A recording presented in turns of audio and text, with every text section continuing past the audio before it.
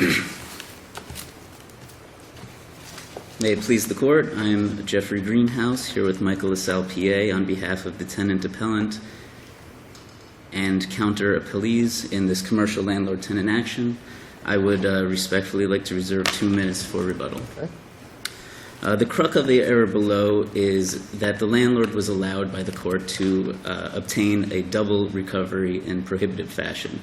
The landlord received the full benefit of all the rents due to it by the tenant, and then again the court allowed all the rents from the subtenant to be awarded to the landlord, essentially receiving double rent for the same premises over the same period of time, such as prohibited under Florida law. The premises involved in this action was made up of... Before we ever even get to that point of the lawsuit and the litigation, perhaps you can explain to me why the trial court dismissed the landlord's complaint from the beginning, because if we're going to talk about error, I think we should start from the very beginning of the trial court's rulings, and the first ruling was really to dismiss the landlord from this lawsuit.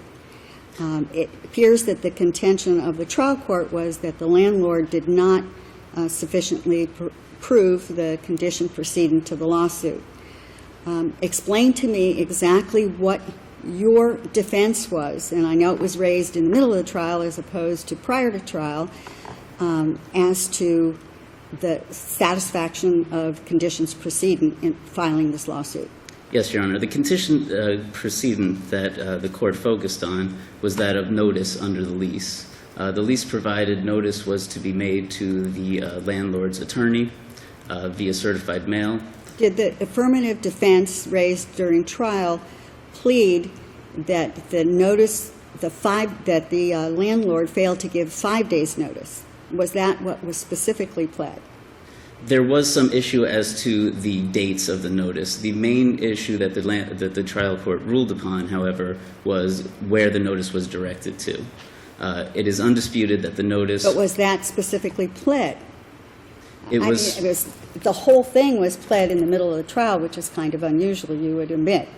But it would seem to me that if you're going to plead an affirmative defense that conditions preceding weren't met, you would have to do so with specificity. And it appears from your pleading that there were two tracks that you were taking, which is, number one, that it wasn't sufficiently pled in the complaint, and then secondly, that the plaintiff, that Pines did not give 5 days' notice.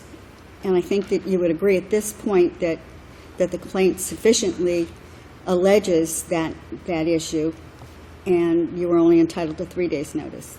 So where is the notice to Pines that you were going to attack that condition preceding? Failure to give the 3 days' notice, or the failure to give notice to the right party? Your Honor, you're correct that the affirmative defense was added during trial.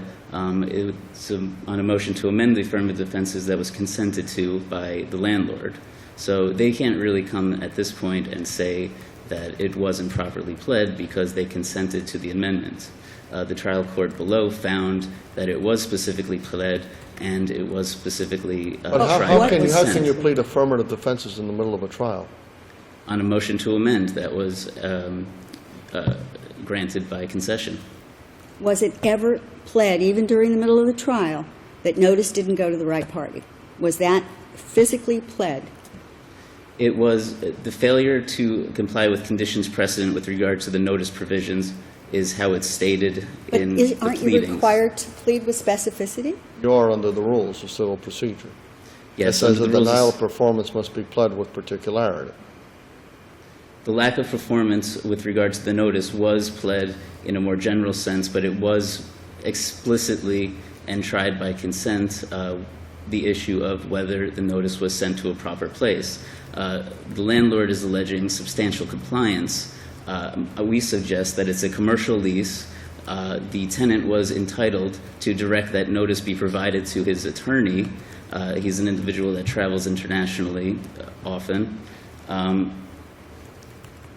And the landlord attempts to sidestep that issue, the exact terms of the contract, what is required by the commercial contract, by saying, perhaps we complied with Florida law. And that wasn't even the case, because Florida law dictates that the notice be sent to the premises. The undisputed evidence is that it was faxed, and there was no evidence below as to where the fax machine received it, and furthermore, that it was sent by mail to an address that is not the attorney directed in the lease, nor was it sent to the actual premises. It was sent to a different address. So under the statute, if you want to look at it in that regard, they did not comply, and under the lease, they did not comply. And our suggestion is that the lease would control over the statute in any case. I interrupted your argument regarding the set-off, so you can proceed on that. Okay. Thank you. Stop me if necessary. I was just going to go through a brief setup of how the case got to where it did. And that would be that the premises involved was made of multiple units. A portion of it was subleased with the consent of the landlord. Electrical fire broke out in another portion. You were saying that they recovered double rent. Wasn't there a time period that the premises were untenable? Only a portion of it. Was rent being paid for those premises that were untenable? Yes, and that was sort of an anomaly below, because when the portion of the premises was rendered untenable, under the lease, the landlord was required to abate the rent. It was abated for a period, and then at some point the landlord said the premises is fully tenantable. Well, that's right, but during the period that it was untenable, your client wasn't paying rent, right? He was paying abated rent. Right, but he wasn't paying full rent. He was not paying full rent. But he was collecting sublease rent, right? That is correct. Okay, so how could that be a double recovery? You started your presentation by saying that the landlord had a double recovery.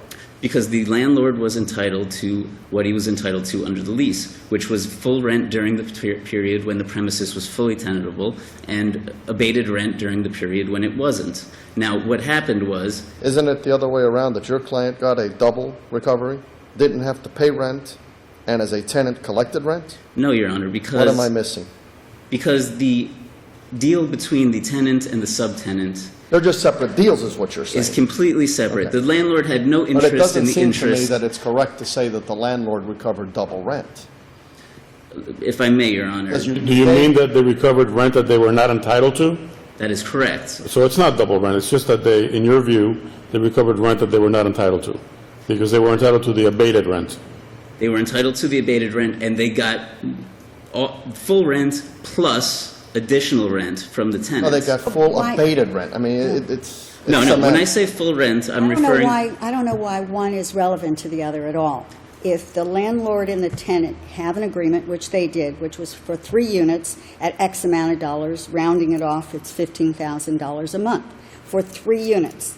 If the tenant only had the use of 2 units, not 3, then obviously the rent should have been abated, which it was for that 1/3 portion of the rent, and it was abated properly. Is it relevant at all as to how much the tenant then sublented the 2 units that were tenantable? I don't know why that's even relevant. Absolutely not, Your Honor. It's completely irrelevant, and that's the point. The deal between the tenant and the subtenant is completely irrespective And of were the you deal ever between the... collecting rent on something that was untenable and abated? On the 1 unit So we where have the 3 fire was. parcels. Yes. One of them's subleased. One of them became untenantable. And that was not being used by anyone during That's that period correct. of time. So the tenant only had use of 2 of the 3 units. Yes, The 3rd and- unit was not used by And anyone. what the tenant did with the 2 units is completely not relevant to the rent owed to the landlord for the 3 units. Did the tenant at some point collect rent from the subtenant for the unit that was untenantable? No, the space that the subtenant was in was completely separate from the part of the premises rendered untenable. Because the subtenant moved. There were 3 units, and the Yes, subtenant was in the 2 precisely, Your Honor. units. When that one broke out and fired, moved to the other units, and that 3rd unit was not used by anyone. Now, if I may reach where an anomaly really occurred below. Throughout the proceedings through court, as required by court order, the landlord was paying full rent, not full abated rent, but full rent as if it was used for the entire parcel. So, at the end of the day, the court determined what was the date when the premises was fully tenantable. And then once you have that date fixed, which was a date later than the landlord claimed the premises was fully tenantable, it's a matter of mathematical calculation to say, okay, you've paid full rent for the entire premises over this period of time. Here's the period of time within there that abatement should have happened. But was So the- that was the trial court's ruling based on a breach of contract or based on constructive eviction? the tenant proceeded on both theories. It was never asked by the landlord to choose a theory, and under Florida law, you're allowed to proceed under both theories, and it's recovery under one that precludes, recovery under the other. How can there be a constructive eviction if the contract calls for, after 180 days, if the situation is not remedied, either side can terminate the lease with no penalty? If your client, after 180 days, in which during that entire period of time nobody disputes that the rent was abated, if the tenant chose to remain or chose to continue with the lease and in fact renegotiated and extended the lease, then how can there possibly be constructive eviction? Well, in this case, Your Honor, part of the anomaly that was because they were ordered by the court to pay full rent pending the litigation. So they were paying for it. They used the space. No, but regardless of what they had to pay into the court registry to protect, the pot, the real bottom line on the legal issue is how could there ever be constructive eviction if the tenant has an avenue without penalty to terminate the lease and chooses to continue with the lease and in fact extends it. So how can that be constructive eviction? Well, Your Honor, to begin, the issue of the fact that constructive eviction requires abandonment of the premises was not an issue that was raised by the landlord below. It wasn't raised in their initial brief. But more to the point is, we sought to proceed for damages purposes on the breach of contract portion that was won. Okay, we've let you go way past because of questions, but we'll still give you 2 minutes for rebuttal. Thank you very much. Thank you.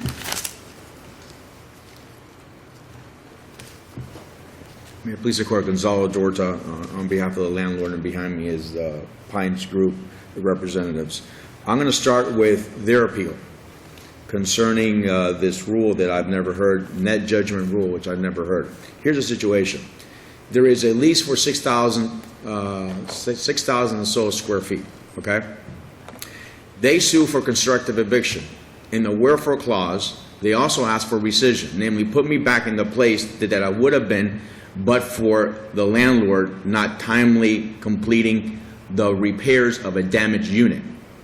Damaged unit. Why I say damaged unit twice? Because if you read the section in question, which is section 12, Your Honor is correct. If there is a damaged unit, the landlord has 180 days, although it says 180 and then you put in there there's a misspell there or somebody wrote it incorrectly. If there is a damaged unit versus a destroyed unit means I can't repair it. It's gone. The orange board's burned down. I can't repair it. It's gone. It doesn't exist, okay? If there is a damaged unit, I landlord, have 180 days to fix it. The contract sets the deadline, not commercial reasonable standard, not implied covenant of good faith, not the undertaker tort doctrine, which has no applicability here, which I'll talk about it when I deal with the liability. So after the 180 days, if it wasn't The repaired, the tenant tenant could then walk skips away. out. The tenant terminates. They don't have to pay anything. The tenant, however, was making a lot of money because the money from the subtenant was equal or greater to the amount that he was required to pay under the full lease. So what does this tenant do? So was there any requirement in the full lease linking the receipts of the tenant from the subtenant to the amount that's owed to the lessor, to the To the landlord? No. There was no link at all, right? No, no. So but why does the that issue- matter in any way? It's very relevant, because if you're suing someone for constructive eviction, you got to abandon any and all rights and privileges and benefits of the demised premises. But they sued on two theories, that they're permitted to do so. Right. But they didn't pursue, see, it's not my obligation to tell them what remedies to elect. They have to elect before Right. they submit to the court. So They what did the pursued court on decide? They pursued it based on my reading of it, because I came in at the tail end of the trial. Trial number 2, which is the trial on damages analysis, okay? They pursued under the fact that we have constructive eviction, we have a rescission, therefore, we want some money back. You can't have constructive eviction if you're making money on a premises that you can't But habitate. they're not making money on the unit that was damaged. And I think that's where the fallacy of that analysis is. If you only have the use of 2/3 of the property that you rented, then that 1/3 is, regardless of what money you're making on the other 2/3, you didn't have the use of that final 1/3 that you could have used or you could have rented to another tenant. Well, the problem with counsel's argument, when he made that point to you all, is that the lease is not severable into Bay 1, Bay 2, and Bay 3. It's 6,000 square feet. They decided to rent sublease. But aren't they, they're 3 separate units, they have 3 separate addresses. Right, but the- 3306, 33, whatever. Right, but the lease is, if you look at it, the rent is based upon the entire 6,000 square feet. It's based on the entire lease premises.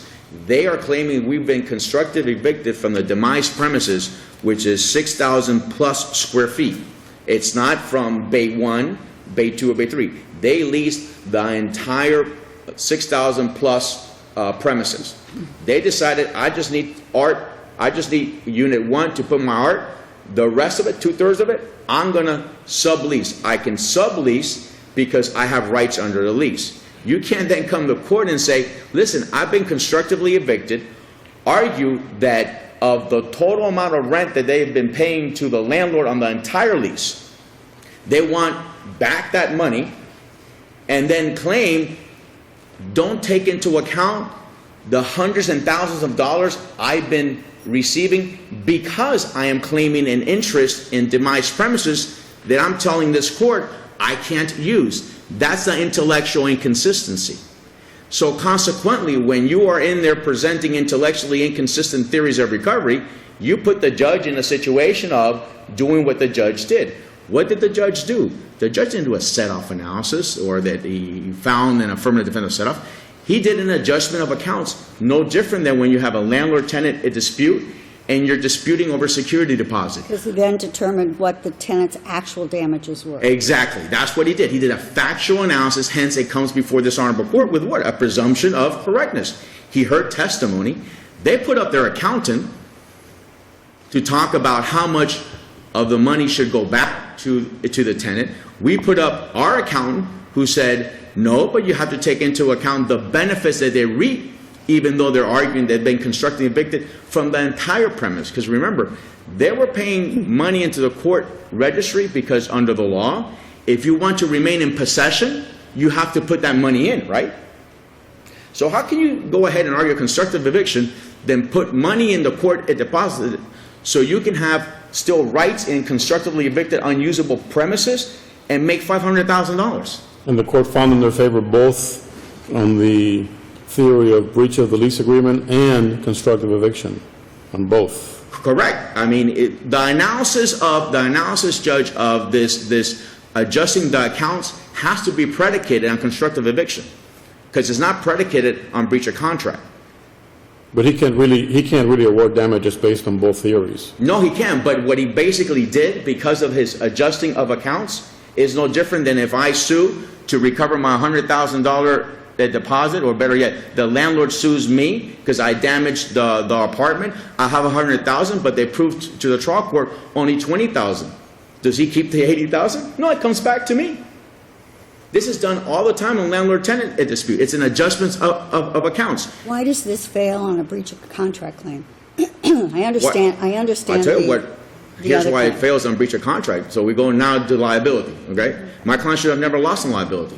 They never pled with specificity this condition precedent concerning that. I agree with you. Your client shouldn't have lost on liability, but they did.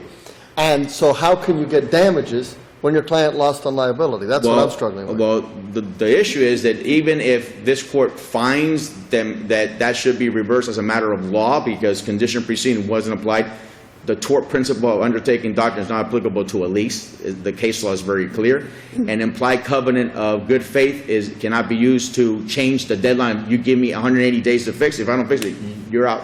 A court can impose a different deadline under that covenant. The end result is going to be the same. The end result is going to be the same because the court is going to say, okay, you win, landlord, all right? What are your damages?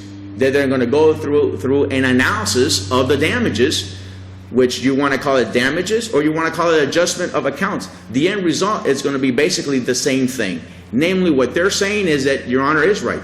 They're the ones who get double recovery. How can you say, I can't use the premises that have been leased to me? And Judge, it's the premises, the $6,000. That's what the contract says, the whole $6,000. Okay? Then go into my landlord and says, can you extend the lease and extend it? This is why the premises are not tenable. Okay? And then collect over $500,000 because you want to keep the alleged bad premises.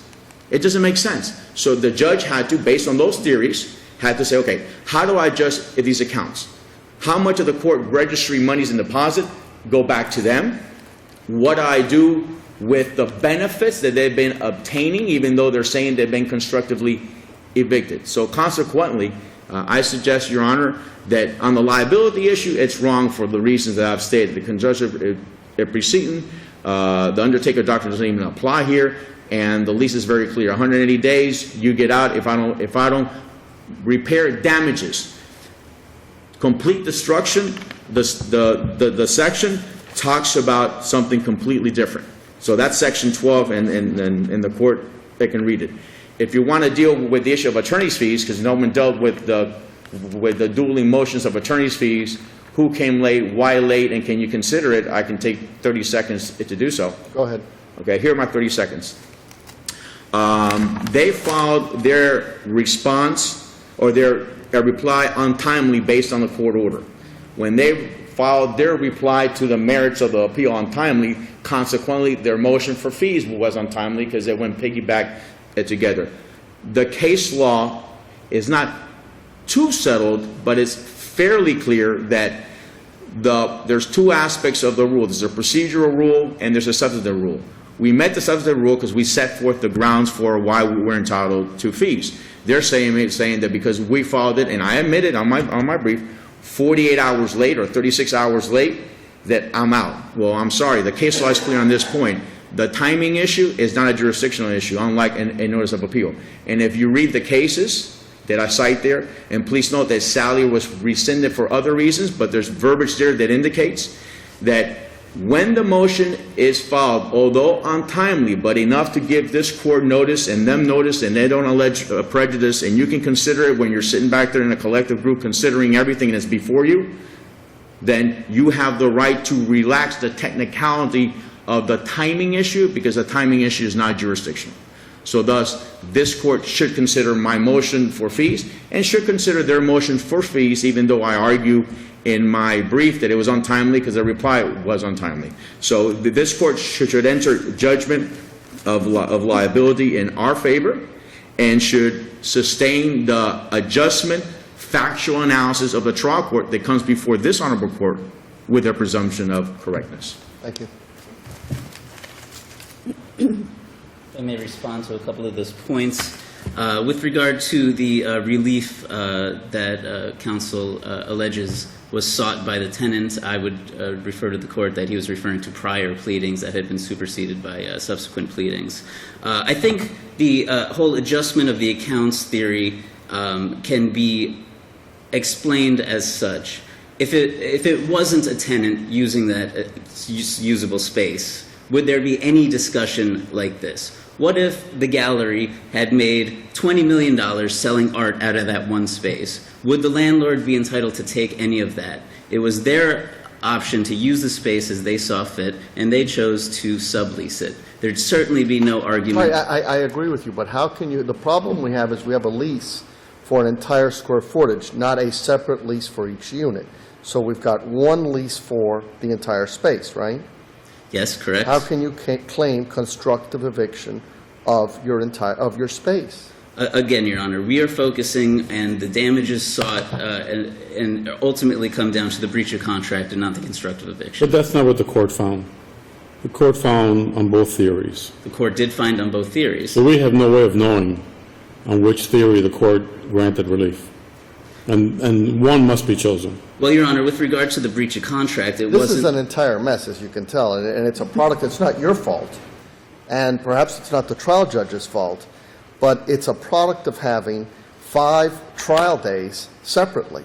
It's absolutely crazy to try cases this way, I would- and it continues to happen in the circuit courts. I would completely... I would write an opinion on that issue. The problem is that there's justification in this case for the way that it was done. But that's part of the problem here, is that you had trial over 5 separate days. I would agree with Your Honor, and I was not the trial... I understand. And then the second the problem is counsel below. pleading affirmative defenses in the middle of trial. You know, that's very problematic. It was accepted by the court on the consent of the other party. With regard to the breach of contract, it wasn't only based on the failure of condition precedent. The court found mainly on the breach of contract because full rent was demanded at a time when they were only entitled to abated rent. That was the main gist of the breach.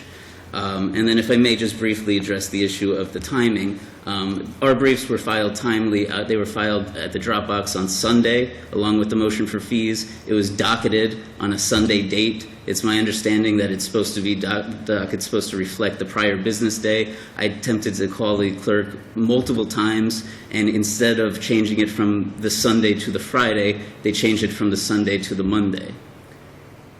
I can't explain it. I've called them multiple times to address that. I submit that our brief and our motion were timely filed. Here says Nightbox filed. I haven't seen the actual paperwork, Your Honor, but I can assure you, as an officer of the court, it was Nightbox filed on the Sunday following the Friday that it was due, and it was docketed as being docketed on Sunday, which I understand is not supposed to happen. It's supposed to be docketed as Friday. So our paperwork was timely filed, and their brief was late, and then their motion for fees filed several days later.